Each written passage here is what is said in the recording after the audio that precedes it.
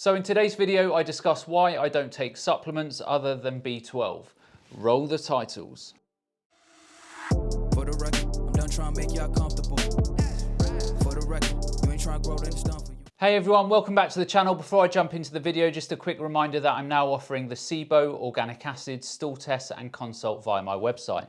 So if you have any health or digestive problems, then consider taking these tests, as they will provide a lot of very detailed information upon which you can start making informed decisions and then start getting your health back on track.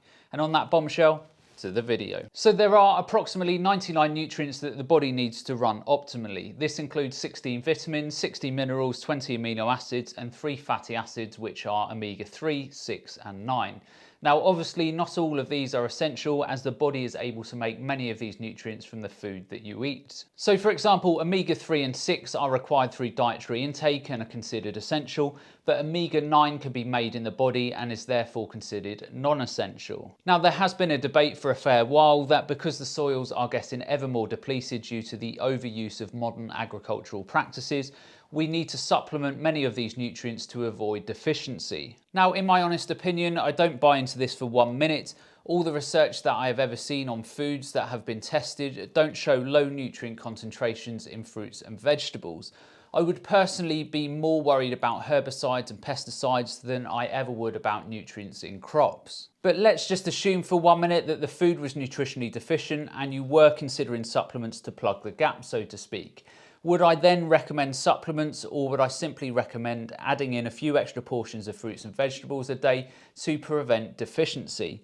Well, you guessed it, I would always recommend that you get your nutrition from food, and let me explain why. So let's just assume that you wanted to take a vitamin C supplement for whatever reason.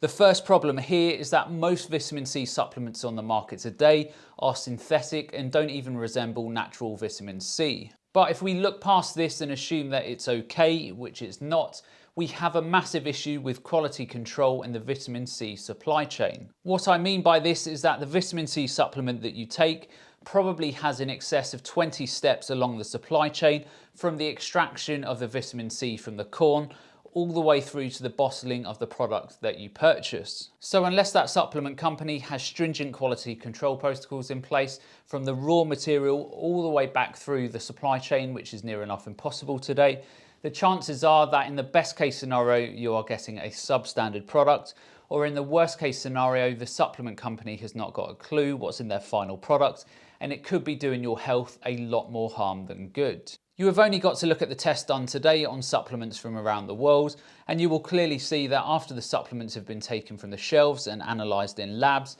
many supplements have actually no product in them whatsoever.